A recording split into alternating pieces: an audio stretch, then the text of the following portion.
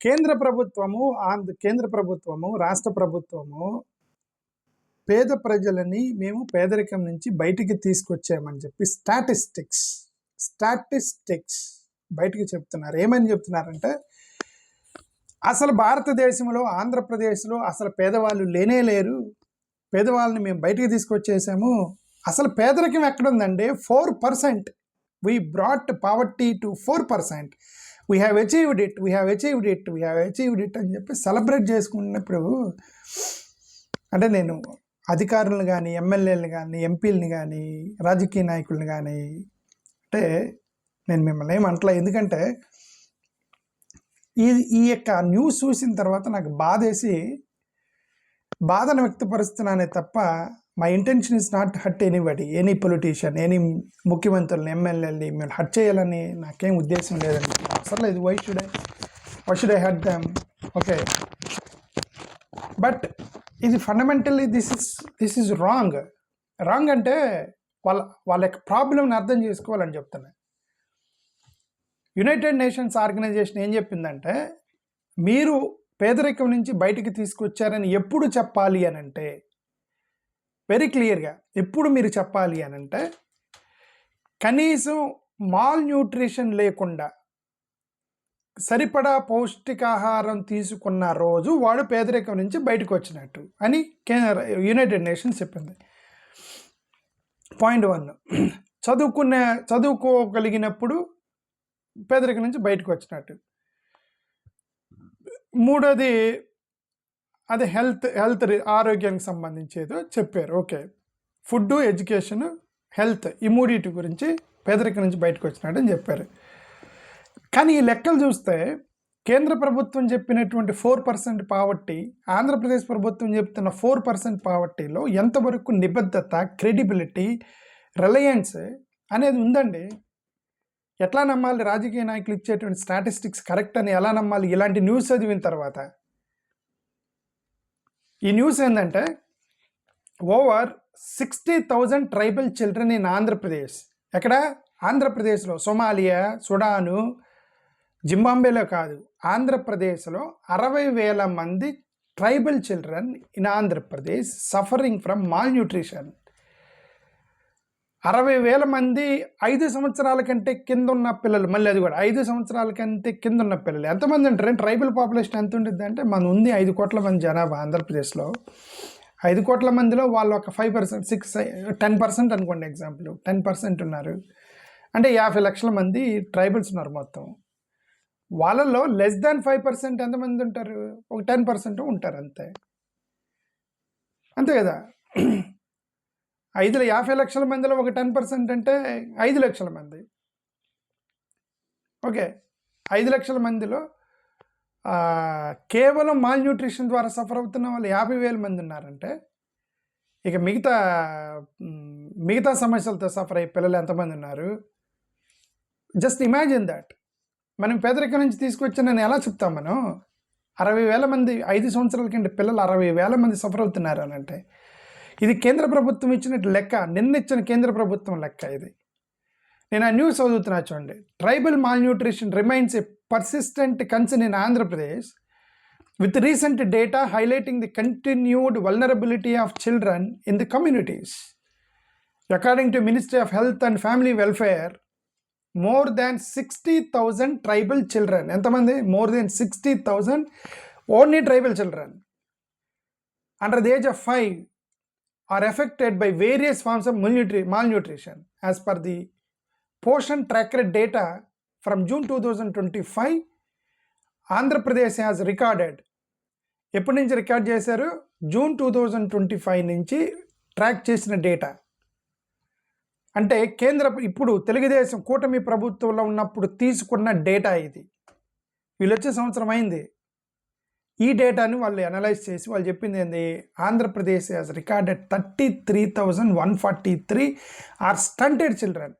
33,000 మంది, wasted children 10,000 మంది, under weight children 18,000 మంది. ఈ 60,000 మందిలో వాళ్ళు డివైడ్ చేసి 33,143 స్టంటెడ్ చిల్డ్రన్, 10,039 వేస్టెడ్ చిల్డ్రన్, 18,600 మంది అండర్ వెయిట్ చిల్డ్రన్.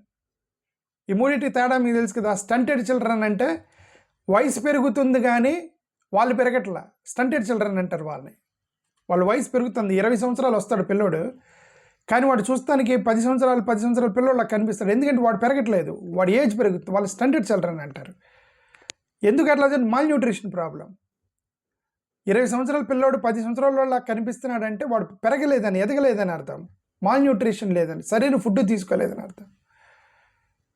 ఎంతమంది ఉన్నారట? 33,000 మంది ఉన్నారట ట్రైబల్ ఫ్యామిలీస్లో.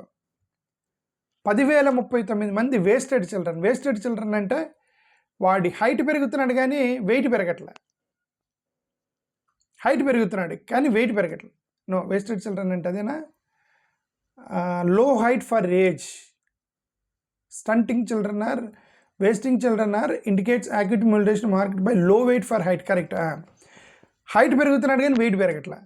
వాడు సన్నగా పెరుక్కుంటూ పోతున్నాడు, పక్క చిక్కులాగా ఉంటున్నాడు అనమాట. సోమాలియా పిల్లలు, జింబాబ్వే పిల్లలు ఉంటారు కదా, అలా ఉంటున్నారని ట్రైబల్ ఏరియాస్లో అర్థం.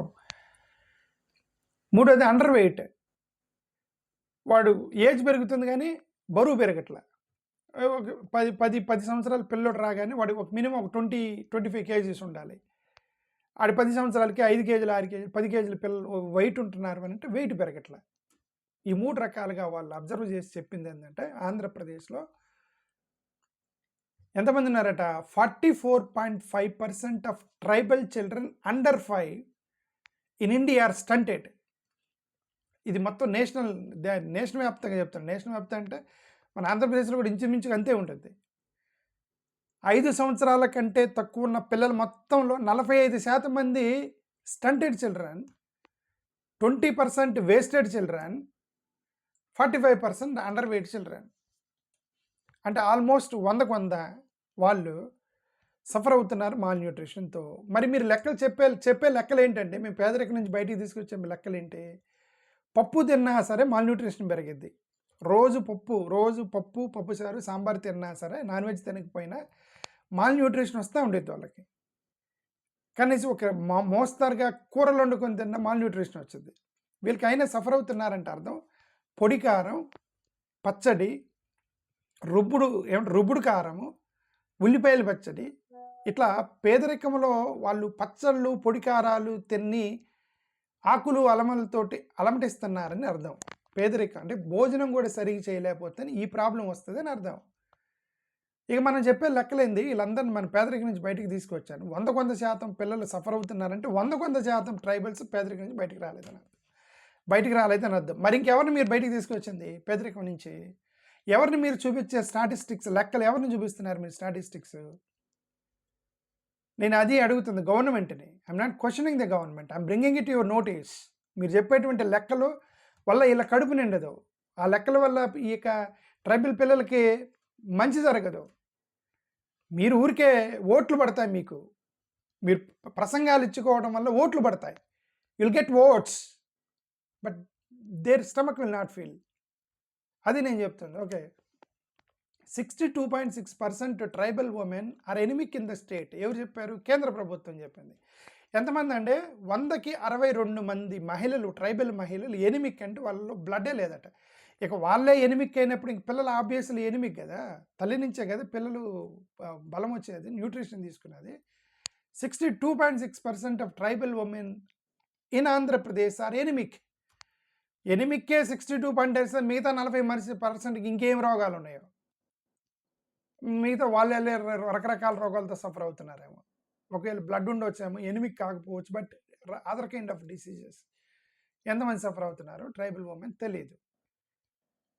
ఓకే, అంటే దీన్ని బట్టి మనకి ఏమర్థమైంది? మనం చెప్పి పేదరికం నుంచి బయటికి తీసుకొచ్చామని చెప్పి యునైటెడ్ నేషన్స్ ఆర్గనైజేషన్ వాళ్ళు, యుఎన్ఓ వాళ్ళు వీళ్ళని పేదరికం నుంచి బయటికి తీసుకొచ్చారని మీరు ఎప్పుడు చెప్పగలరు అని అంటే, వాళ్ళకి కరెక్ట్గా న్యూట్రిషన్ ఇవ్వగలిగిన రోజు తీసుకొచ్చినట్లు లెక్క అన్నారు. మీరు పాల ప్యాకెట్లు, అంగన్వాడీ పిల్లల ద్వారా ప్యాకెట్లు పంచి, ఇదిగా మేము పంచాం కాబట్టి వాడి న్యూట్రిషన్ పోయిందా? ఇప్పుడు మీరు రాష్ట్ర ప్రభుత్వం ఒక పాల ప్యాకెట్ ఇంట్లో డెలివరీ చేసింది, నువ్వు డెలివరీ చేయగలిగిన పేదరికం నుంచి బయటకు వచ్చేసాడా? ఆ లెక్కలు చూపించుకొని మేము 4% పేదరికం నుంచి బయటికి తీసుకువచ్చామని చెప్పడం వల్ల మీ కడుపు నిండిద్దా? ఓకే. ఇదంతా కూడా ఏంటంటే ప్రభుత్వాలు అర్థం చేసుకుంటారని నేను అడుగుతున్నానే తప్ప అదర్వైజ్ అంత మీ ఇష్టం. ప్రజలు ఓట్లేస్తా అంటే ఓట్లేస్తా ఉంటే ఇంక మాలంటోడు నోరు నెత్తు కొట్టుకుంటే ఏం లాభం అండి ఆంధ్రప్రదేశ్లో? మాలంటోడు నెత్తు నోరు కొట్టుకొని. Thank you. నమస్కారం.